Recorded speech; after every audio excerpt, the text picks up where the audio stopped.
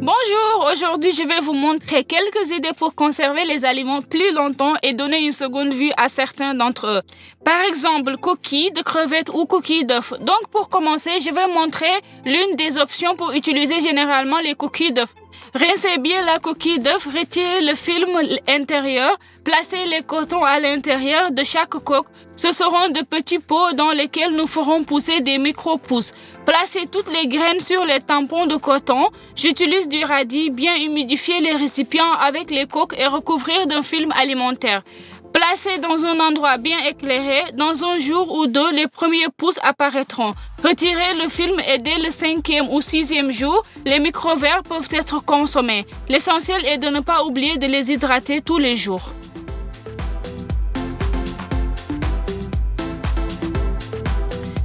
Saviez-vous que vous pouvez faire un assaisonnement très brillant et parfumé à partir de carapaces de crevettes ordinaires?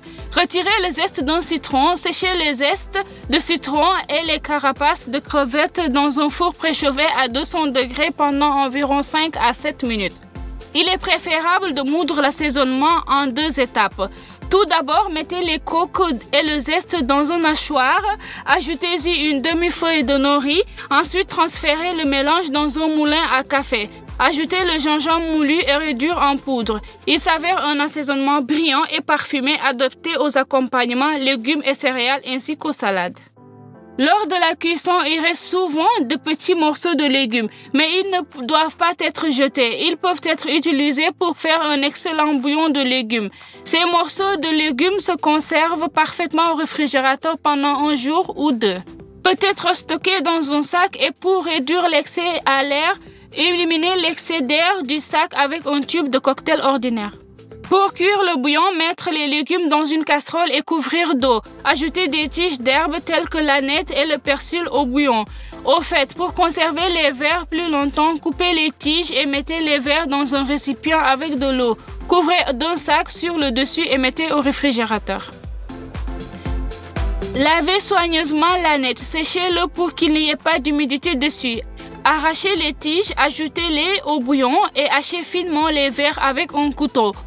Mettez les feuilles d'aneth hachées dans un bocal en verre bien fermé. Cette aneth peut être conservée au réfrigérateur jusqu'à 2 semaines et conserve parfaitement son arôme frais.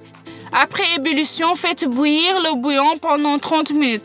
Après, filtrez et versez dans des récipients appropriés. Peut être conservé au réfrigérateur ou congelé. Si après un goûter ou un festin, il vous reste un citron en tranches, il peut être utilisé pour faire de la glace. Placez les tranches de citron et les feuilles de menthe dans un bac à glaçons.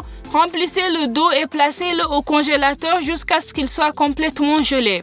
La glace est idéale pour refroidir la limonade maison.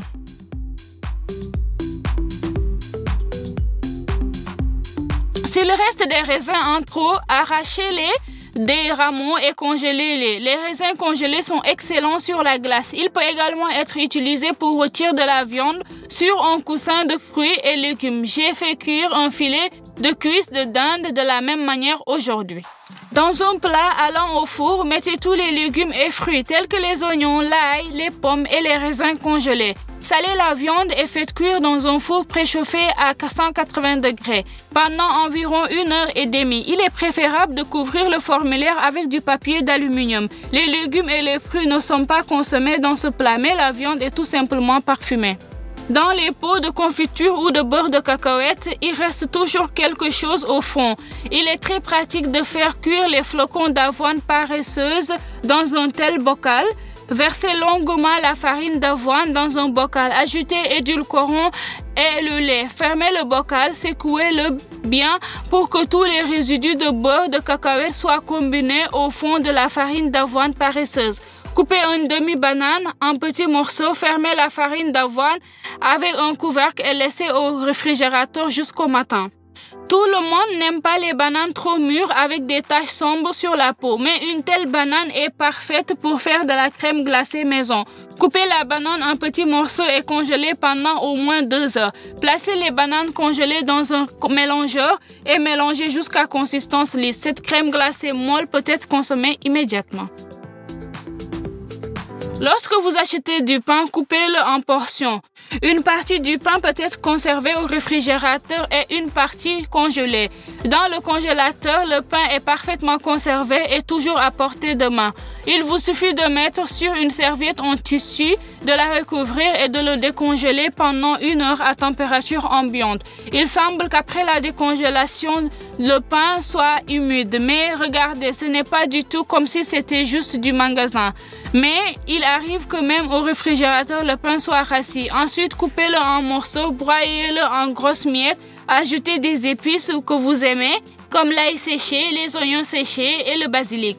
Ajoutez une goutte d'huile d'olive, mélangez la chapelure et séchez dans un four préchauffé à 180 degrés pendant environ 10 minutes. Une telle chapelure peut être utilisée comme panure ou dans des salades.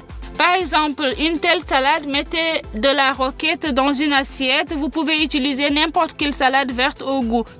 Tranchez l'avocat et arrosez le jus de citron. Ajoutez les concombres frais hachés et les pois verts. Je l'ai utilisé congelé, pré-bouilli un peu. Saupoudrez l'avocat de poivre noir moulu et ajoutez la chapelure à la salade. Vous pouvez également ajouter ici des micro-vers cultivés en coquille. Arrosez la salade d'huile d'olive sur le dessus. C'est tout.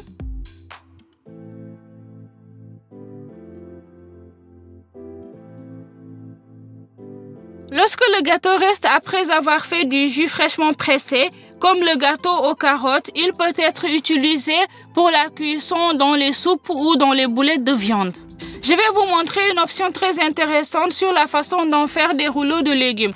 Réduisez une feuille de nori standard d'environ 1/4 sur le côté rugueux. Étalez le gâteau aux carottes tartinées d'une petite quantité de wasabi et placez les morceaux de concombre et d'avocat.